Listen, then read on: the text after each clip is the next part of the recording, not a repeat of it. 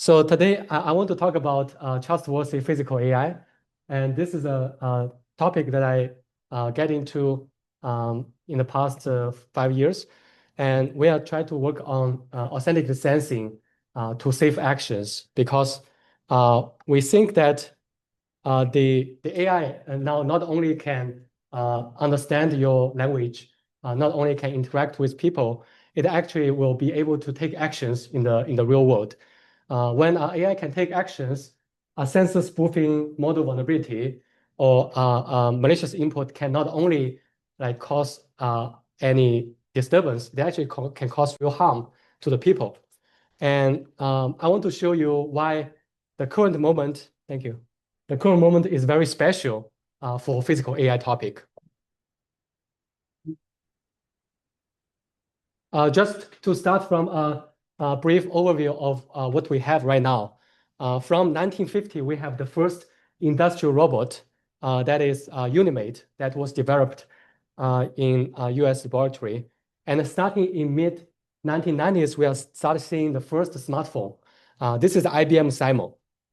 And following that, in 2007, we see a major inflection point with the debut of iPhone, the so-called iPhone moment. And many intelligent systems, I think today, are highly impacted by this iPhone moment. And we are seeing that computing now becomes mainstream. And when powerful computing becomes mainstream, so everybody is going to use it, and the impact of the computing becomes huge.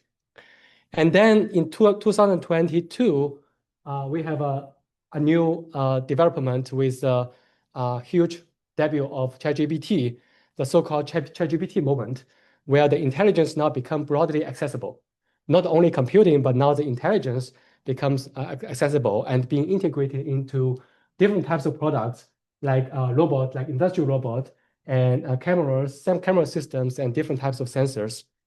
So since then, the systems become very, very complicated, and there's multiple components interacting with each other. So we are seeing that with the growing complexity and functionalities, the cybersecurity risks are also growing rapidly. Now, the major change starting from maybe 2 years ago is on the autonomy side. Now, the AI not only will be able to respond to your questions, but they are developing a capability of actions, right? Picking up things and classify things and doing work for the people. And we are seeing that this opens up a new attack surfaces, like attacker try to break the system or try to manipulate the actions. So this could become a real dangerous era that we are entering now. And to me, I work on cyber physical systems, so I want to see it from the aspect of cyber physical system to see how this physical AI was being developed. CPS was widely used in healthcare, transportation, and manufacturing. And so this is a traditional loop. We have the sensors taking observations from the real world, and then there's a control logic try to design what control we need to drive actuator to act on the real world systems. So 2012, we see a major change. That is when the AlexNet was being developed.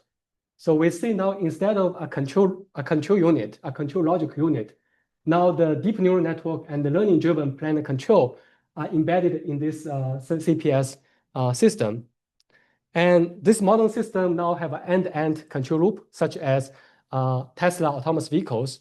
So they follow this structure to take sensors, to take sensor data from the real world using camera, LiDAR, and radar. And then they try to understand it using DNA and use deep neural network to drive the control of the vehicles. And what we see that how the future of physical AI might work is different from this previous second generation. Now we see that the current physical AI will use a multimodal foundation model or a so-called vision language model, a vision language action model. And then we fine-tune and property in this model to drive the agents and actuators. And those in turn interact with the physical systems.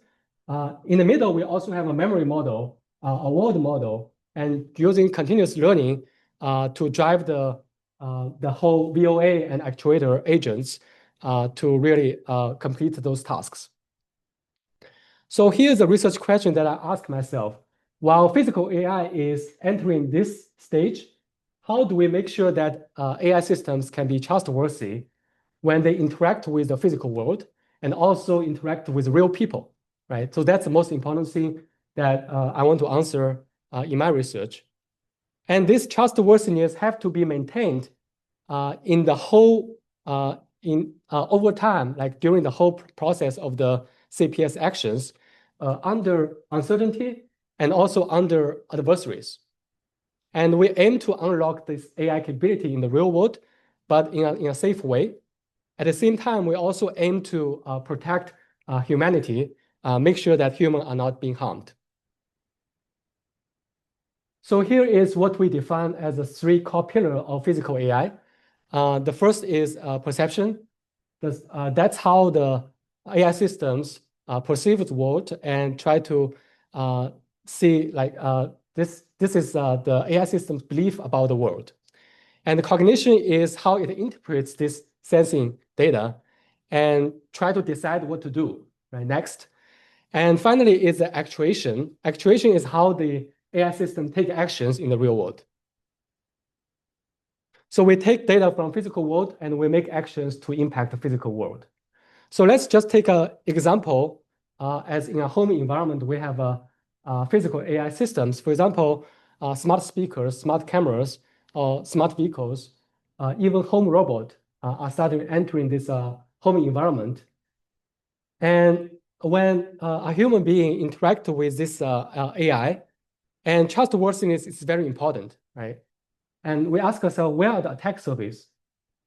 So the attacker surface can come from the AI models, the applications, the systems, and the network side, sensors, and the wire spectrum, right?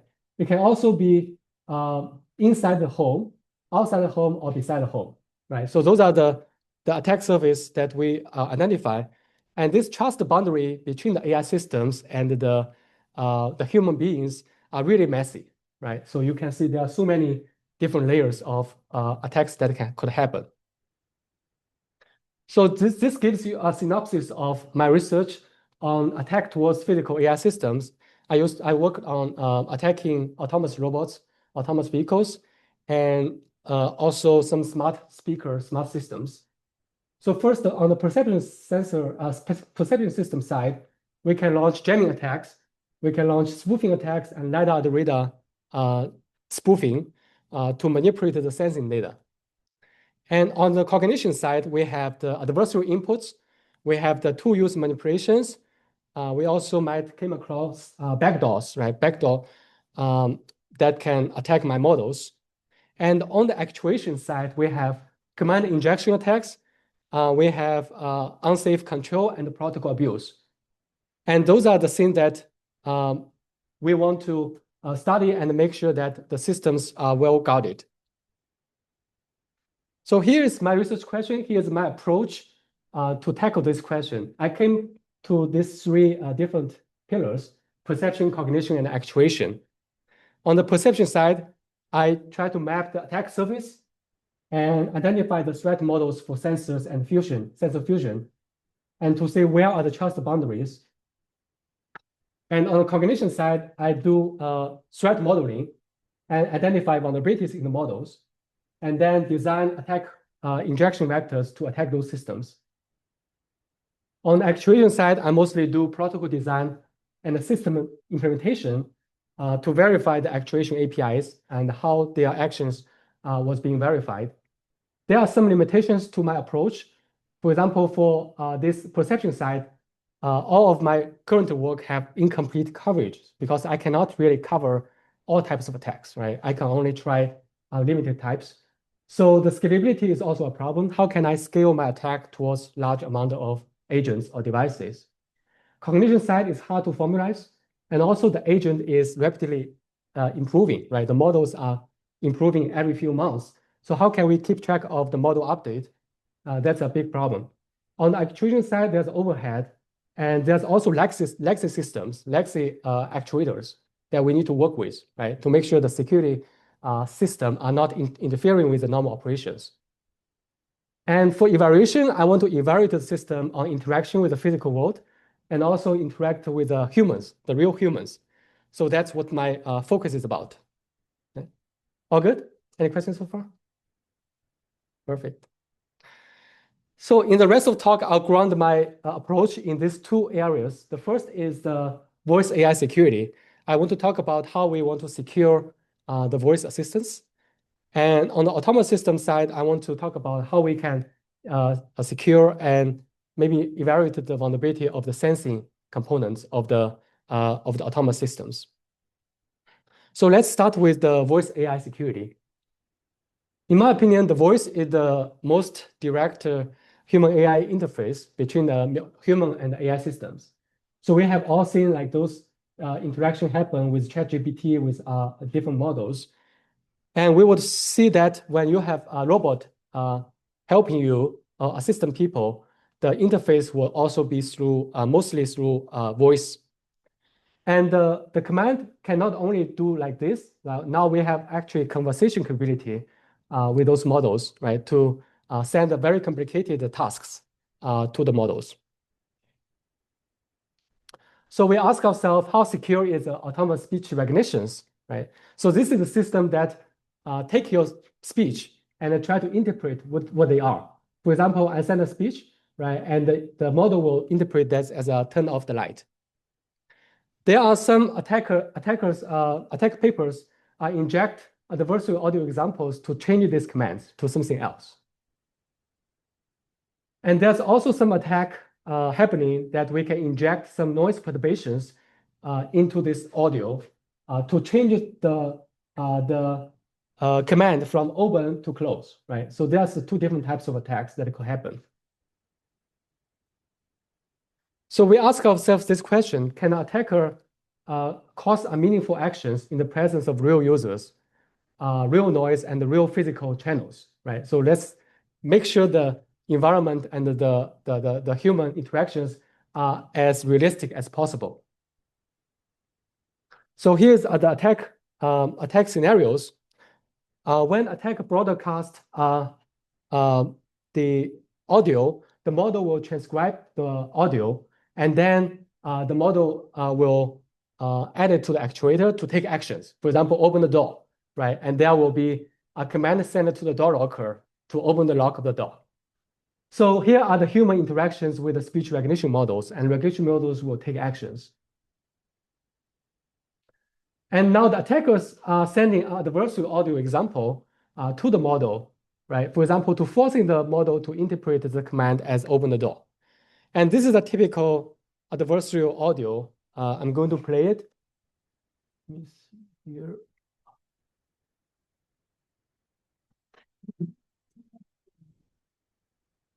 So you can see that, you can hear that this is a kind of a music that's playing here.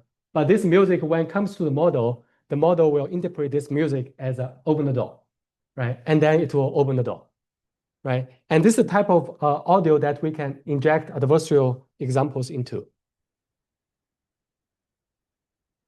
Now we have some new scenarios when attackers are using this adversarial audio to attack the system. However, the human can be in the loop, right? Human can recognize something is playing, right? So like open the door was being interpreted. So I want to stop it. And the first scenario is now human can use a normal command to overshadow the adversarial audio, right? For example, when they hear the music, they just say turn on the light, right? And then the model might not be able to recognize open the door commands anymore, right? And the second scenario is that when the user recognizes there's a suspicious music, right? And then they can say, stop it, right? And then the model will not react, right? And this is the scenario that we are dealing with. And we want to ask, can attacker still succeed even when the user actively try to stop the command from being executed, right? And how can we achieve that? How can we achieve the successful attack when humans in the loop? And the idea is from a famous paper called adversarial patch. This is a paper that we inject a patch into the image, right? And rather than classify this banana as a banana, now the banana was classified as a toaster, right? And instead of injecting this patch into the image, now we are injecting the patch into the audio, right? So you can see here we have a benign spectrogram of audio. And when we inject a patch here to change this command, close the window and curtains, into an adversarial command, open the door. There are several limitations of this patch because our patch is very short, right? To make sure the audio is as benign as possible, right? Doesn't raise any suspicions. So inside the patch region, we can affect the audio, right? So at most, we can affect this close word. However, when we are getting outside of the patch region, this sentence, like the window and the curtain, they are not affected at all by our patch, right? So this is the first problem that we need to deal with. The patch are not affecting the regions outside of the footprint. And also the patch cannot reliably induce a long target output. And the patch also must be effective across different type of context, right? And when human is saying this command, right, how can we make this command, change this command directly into open the door? So this is a question that we want to answer through this spec patch paper. So first, we have a benign command called turn on the light, right? And attacker wants to inject this 0.5 second patch into this benign command to change it into open the door, right? So here is a patch that I can play. Turn on the light. So you can still hear like there are some noise into it, right? But when the attacker, when the model hear this sound, it will interpret this turn on the light into open the door. To make the voice like very stealthy, we first try to mute the user interactions, right? So user interaction is this long sentence of command that is sent to the model, right? And what we do is we just try to insert some circular signals, right? We insert some circular signals into the spectrogram, right? And then when the user saying a follow-up command called stop opening my door, and when we insert this into the signal, the model will interpret this as a blank signal. So the model will say, okay, there's no signal at all, right? And this mute signal, this circular signal, we call it a circular adversary signal. And this was injected into different bins of the frequencies. And we craft such mute signals by forcing the signals to transcribe into empty signals, right? And we successfully craft those mute signals such that this every type of benign command will be transcribed into empty signals. Yeah. And then we do a universal patch generation. Instead of train on different types of sentences, we train the adversarial signal by this kind of a context with different normal spectrograms. Right?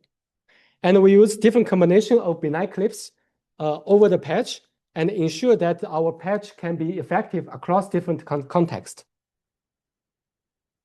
And finally, we do the over-the-air enhancement to make sure that the patch can be effective over the air, right? Delivered to the models, to the systems. So first, let's look at how we generated the patch. So we have this close the window and the curtains as a benign command, and we want to change that into open the door, right? And this is a typical speech recognition system. So they are using some computational cells, right? For example, they are using LSTM or RNN, right, to interpret this command. And those nodes will interpret this spectrum as open, right? However, while we are going outside of this patch, this window are not affected at all, right? So eventually, we will only be able to convert the close into open, but the rest are not changed. Right? So this is a limitation that we are saying that because we have a limited internode transitions, when we try to deliver these long commands, our adversarial optimization, although we will try to converge into this command, but the optimization will be struggling to converge, right? We cannot really achieve that. And the best we can achieve is this open. This is only one word, right? Even we go through multiple epochs, like 400, 300 epochs of optimization, at most we can only convert one word, right? And this is a problem that we want to address. How can we extend the impact of this patch into a longer sentence? To solve this problem, we propose a new approach called partial matching, right? So this is partial matching. And this relies on the internal architecture of this INN or neural network structure, right? So you can see at the bottom, we have the benign spectrogram across time. And attacker inserts a very small spec patch here, right? And the speech recognition model will process the spectrogram frame by frame, right? And only the first few frames, like only those frames are impacted by the patch, right? And after that, like those screen nodes are not impacted at all, right? In the middle, like those frames, these frames becomes a node that output frequencies, right? For those benign words, right? And those red nodes are directly patched. Those red nodes are directly patched, right? And the green nodes, they are not patched at all, but they are still being influenced by the decoding history, right? Those are some decoding history from those patch. While the blue nodes here are far away, right? So they are not impacted. They are essentially unaffected. So our idea is very simple. In order to make the impact length longer, right? Instead of converting only to this open the door, we are converting the whole sequence into open the door, window, and curtains, right? So we attach some benign symbols behind our malicious target, right? You can see these are the open the door, right? So hopefully we will have open the door inside these penetrate nodes, while the windows and the curtains are this benign nodes, right? And when we are trying to converge into this target sentence, actually this penetration will take effect, right? So instead of only affecting those three nodes, now we are affecting the green nodes to output open the door, right?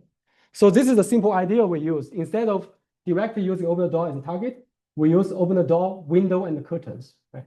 And by using that, we extended the impact length from 1 word to 3 word. And this method can be extended to even longer commands, right? So you can, for example, change it into open the door, open the window, and open the curtain, right? You just need to have a longer target sentence with some benign words attached behind it. By adding this benign sentence behind our target sequence, we actually reduce our search space, right? So we will be able to find our adversarial examples very fast. So here is our example, right? So this is the turn on the light, the original sound. Turn on the lights. And here is our mute signal. Turn on the light. So after adding the mute signal, now you can see hear some noise here. This sound will be interpreted as empty signals. And this is the original closed window and curtain. Close the window and the curtains. And here is our adversarial signal. Close the window and the curtains. So you can see we have a very small signal behind, in front of the signal, in front of the speech, but it will be interpreted as open the door, window, and curtains. And while we combine these two, we get the open the door, right? So here is the original signal. Turn on the lights. And this is a... Turn on the light. Yeah, so this is signal. So by combining these two, we can achieve our attack goals, right? Now you may hear there's still some noise here. So we can use noise reduction to reduce this noise to make it here less noticeable to the human ears, right? So here is how we achieve from this turn on the light into open the door by using a very small 500 millisecond patch. So the main takeaway is that the human presence here is not a defense at all, right? So the human interaction can be muted, right? And we can still achieve successful conversion of the target sequence, right, by injecting some adversarial noise into the signals. Okay. Any questions? Oh, yeah. Yes. This is inherent vulnerability in which models? Yeah. On the receiver side, like what models are vulnerable, less vulnerable to those attacks? So we tried the different types of models from Baidu and also from Weave2Vec. Yeah, so Weave2Vec is from Meta. So those models are all vulnerable to this type of attacks. Yeah, but there's some closed source models that we cannot explore, right? So those models are safe, but like we try different types of open source models. They are all vulnerable. Yeah. Yes. So wondering how specific is this attack? So you need to know the specific model and the specific user. Yeah, so the model have to be like white box. So we know like the model structure and the model parameters. And then we can use the model to search for our best adversarial examples. Yeah, and then we inject the adversarial example into the model to test the effect. But it's specific to a user or model? No, it doesn't specific to the user, just specific to each model. Yeah, to each model. Yes, please. Is this like a zero-shot learning? Or do you always need access to the specific model to generate a specific batch?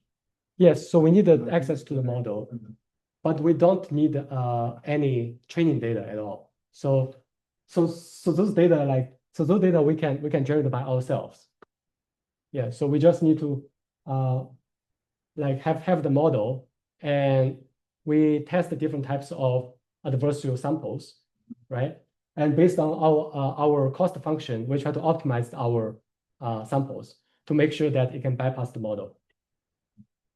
Yeah, so you don't need any training data for generating the adversarial patch. Yeah. Yeah, please. Is this most effective with like fully clean input noise, or like does it take into account as well a result you could get from generally noisy data? Like kind of this injection. Oh yeah, yeah, that's a great question. So we try to make sure that our patch is effective across different contexts, but definitely the noise can affect the sample's like effectiveness, right? If it's getting too noisy, I think so that will not work at all. Yeah, but generally we try to make it universal. Yeah. Thank you. One final question. So Yeah. usually a speech is within 4K as a frequency. Are you still injecting with that within the same band? Yes, right, Yeah. right, within the same band. Yeah. Perfect. Okay. So let me move on to this tag diffusion model. 1 second. Yeah. Okay, right here. Yeah. So how to defend against this attacks is the next thing that we ask ourselves. We also borrow some ideas from the image works. Like this is a work try to defend against adversarial images. So they use a diffusion model to purify the image using diffusion models. So the technique is you add a noise to the images, right, to perturb the image, and then by this denoising phase, I will remove the noise. So during the remove phase, I not only remove the noise, I also remove the adversarial samples, right? So this is the idea that we use to develop a method called wave purifier. Use diffusion models to purify the audio to get rid of these adversarial samples. And it works by this. So you have a benign sample, and when we add adversarial samples, now you can see some red points, like some patches added to that. And now we use the forward diffusion, right, to add noise to disrupt the perturbation. And then we have a noisy adversarial samples. And then by backward diffusion, you will be able to remove not only the noise, but also those adversarial samples, right? So everything was removed. So after that, we will be able to actually recover the benign content via denoising, right? And this is the basic idea behind this weak purifier approach. So this is the whole structure that we use because the images and the audios are different. Image, you have a whole coherent, right, image space, like pixel space. Now in the audios, you have different frequencies, while the information dense in different frequencies are different, right? So you have to have kind of a different diffusion process for each frequency range. So we separate that into like the lower range audio and medium radio frequency and higher frequency, and use different diffusion process to process them. Right? So you can see we have 0 to 2K, 2 to 8K, and 4 to 8K to process them differently by injecting noise to that, and then use a denoising process to diffuse it. So you can see after our processing, the character error rate, this is the character error rate, was reduced significantly compared with the existing approach. And we also use, so this is also the human evaluation to say like how accurate our recognition can be after the purification. And it's really effective. So you can see that robust audio defense come from the diffusion models can really project the audio space back into the physically feasible speech, right? So in that case, we will erase the visceral noise, right? So leave only the benign signals. Okay. Yeah, so I think I will talk about this. Now, these are the attack and defense approach that we have been investigating in my lab, right? But not only the inference stage. So all of them are inference stage, right?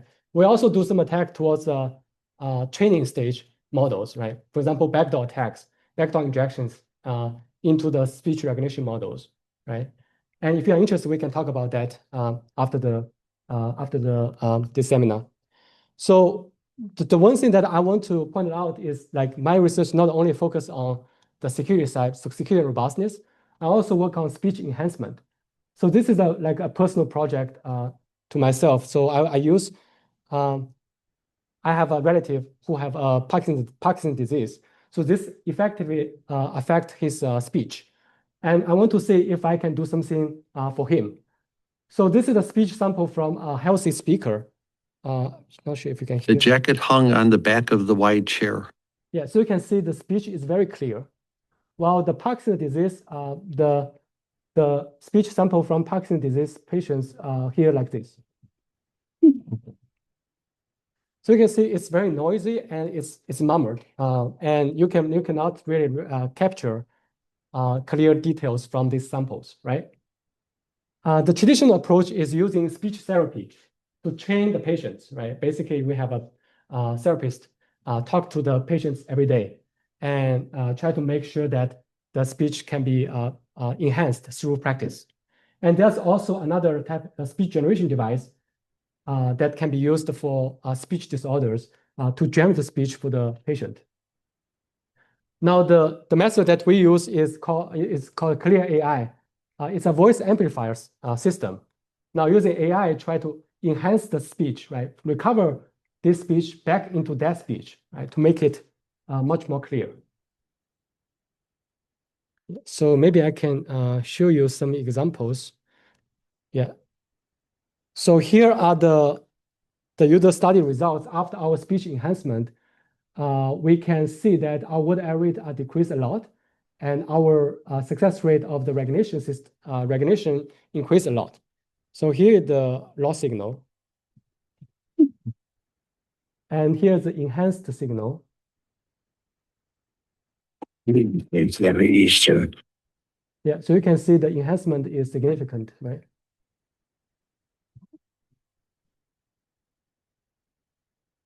My mom a big flipping muffins. First health revolution was the control of infection. And this one. First health revolution was the control of infection. So the main idea of this approach is try to make sure the spectrogram characteristics are preserved. So it's still the patient's speech, right? Not someone else, right? But the noisy signals are being reduced and being recovered to the benign signal feature as best as possible, right? Try to make sure that we have the style of normal people, right? So this is what we do to enhance the speech. You can see it's really effective.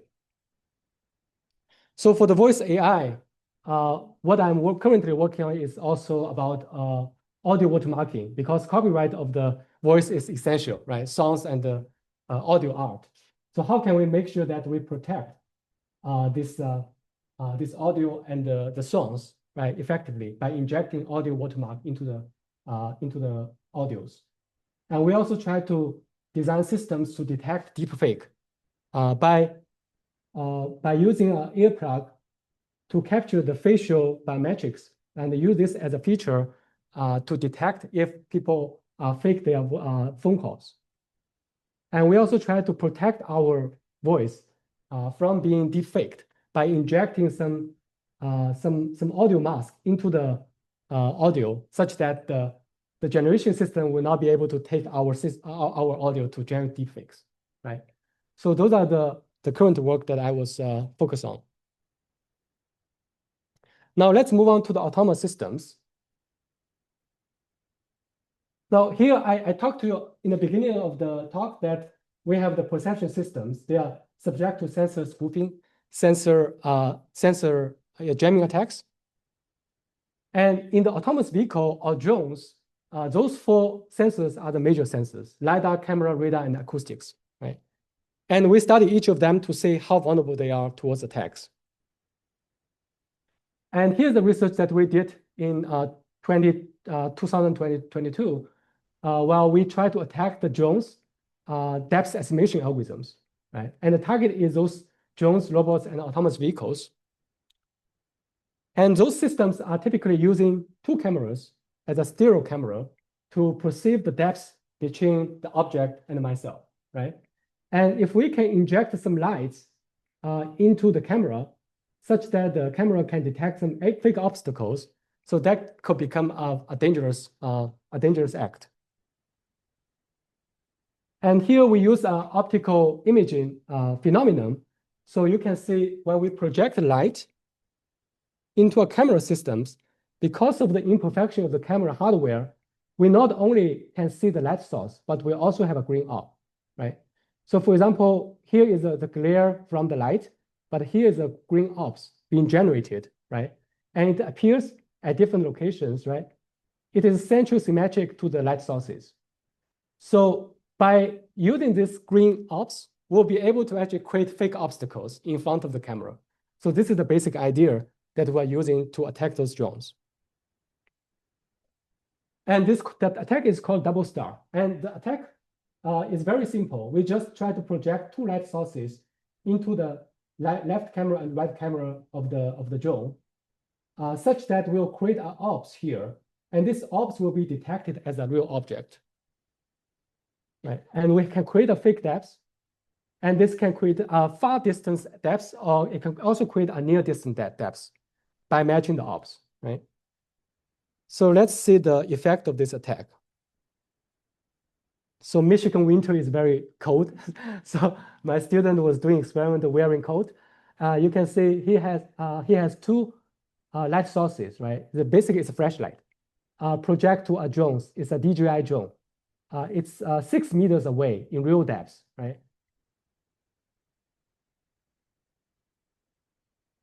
Take off. The home point has been updated. Please check it on the map.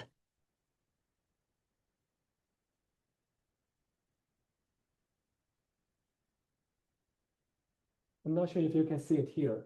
So now the distance becomes 0.5 instead of 6 meters when we launch the attack.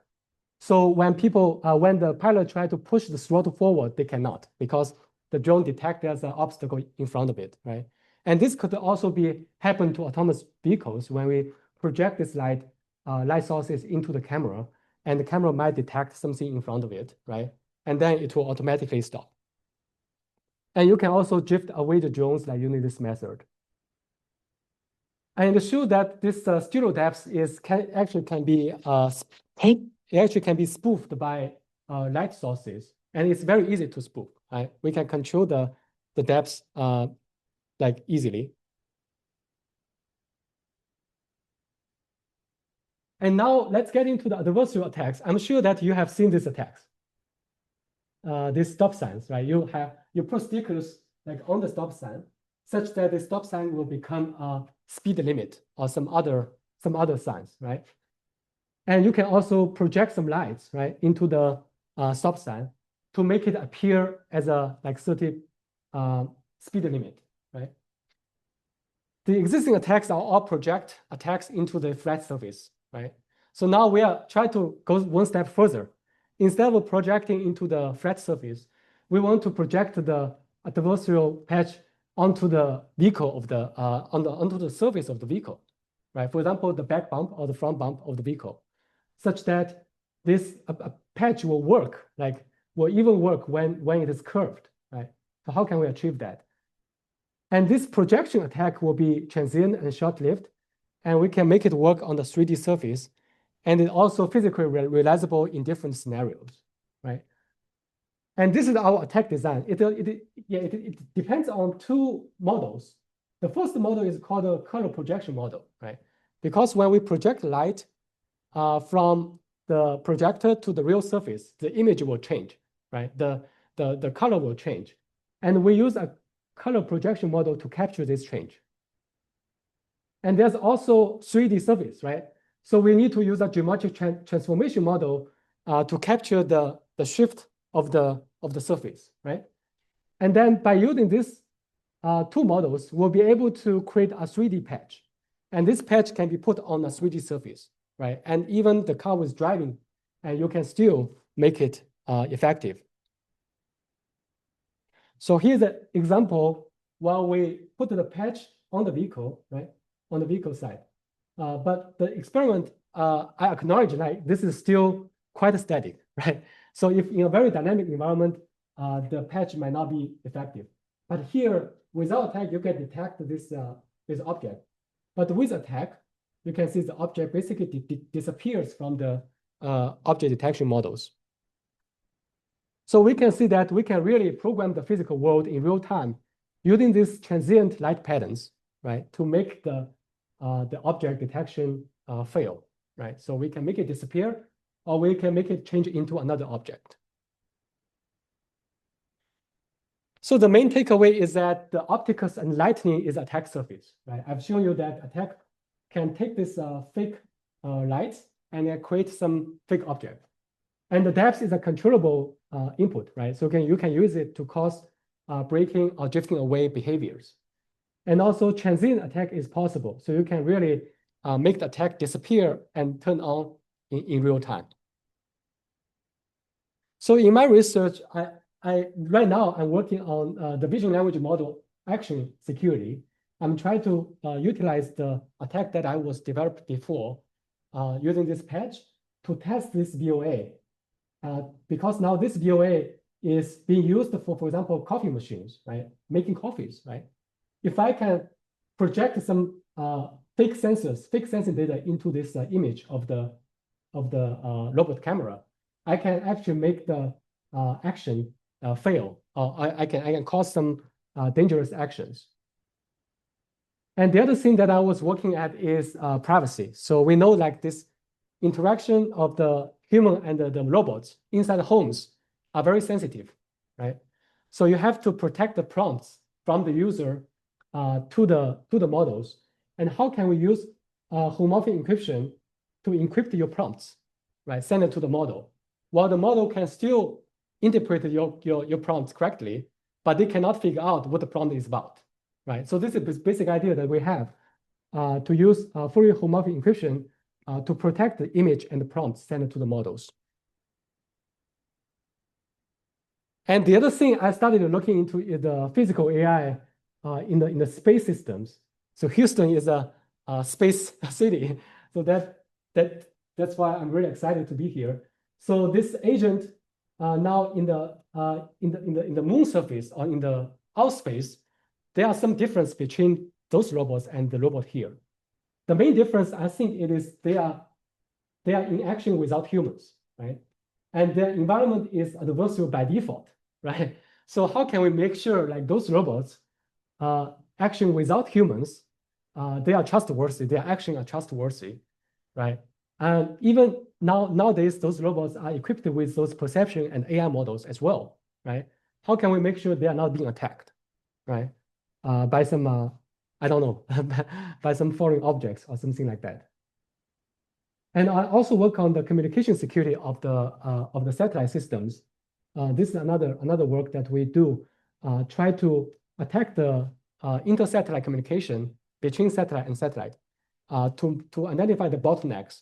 And then we can cause a huge delay to the satellite communication. For example, Starlink, right? So you are using Starlink to connect to the internet. And if we cause a small denial of service, then your system will not work at all, right? So this is a new attack that we developed to attack the Starlink inter-satellite communications. All right. So connecting everything, I'm developing this defense framework called the PAI, the Physical AI Defense Framework, to protect our autonomous systems. And I like to look at the system at the different layers, right? So we have sensor layer, perception layer, cognition layer, actuation layer, application layer, right? And at the sensor layer, I'm developing this watermarking method and the sensor fusion consistency check. And also this secure attestations to make sure the sensing data is protected. And at the layer 2 and the layer 4, I'm trying to test the perception and also test the action, right, to develop an action matrix to evaluate the risks of the actions. And I also try to develop a simulation-driven risk profiling to say which action is more dangerous and which action is safer, right? And from the human perspective, I try to develop some multimodal biometric authentication, for example, to defend against the deepfake attacks, and also to develop new mechanisms to facilitate human interventions, human takeover when some dangerous actions is happening, right? So those are the things that my current research are looking at. How can we make the physical AI systems secure at different layers, right? From the sensors to the human-computer interactions. Yeah, just going back to the roadmap that I show you in the physical AI framework.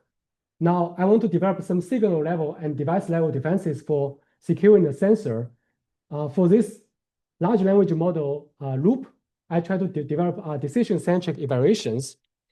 And for the human interaction, I try to develop this decision guardrail to protect the interaction with the real system and humans. Now, the final thing I want to talk about is the opportunities here. So we have so many use cases of physical AI. For example, disaster rescue, autonomous driving, home assistance, and human enhancement. And I identify those layers of sensing security problems for those 4 use cases. And also for the cognition layer, we have the multi-agent cognition with the coordination for disaster rescue. And we have the challenge of context grounding for the home assistance. And for the actuation, we have problems with safe actuation in the home assistance environment. And we all of this scenario have security and the safety concerns. And there are some individual concerns for each scenarios. For example, for human enhancement, we have the population scale generation problem. For the autonomous driving, right now we have mixed traffic problems. And for the disaster rescue, we have the computer power limit, right? With a robot going into the disaster rescue scenario. And how can we solve these big problems related to the sensing, cognition, and actuation is what my research is interested at. And just as a side problem that we have developed is a vision language model driven algorithm to perform disaster rescue for the indoor robot. And we designed a system that can interpret the smokes, interpret these smokes and fires, and we can also generate them and make sure that our algorithms will take this disaster scenario into account while we try to design the best route to rescue peoples. Just some final thoughts. I think that PAI will be everywhere, right? In very short time, and also assistant robot is coming. So we think that trust must be maintained over time, and through these three angles: sensing, cognition, and actuation. And we want to answer the problems in a big model. And my job is to discover that before the attackers, right? So with this, I want to thank my students and thank all the audience for coming here. So this work is not possible with my brilliant students. Thank you so much.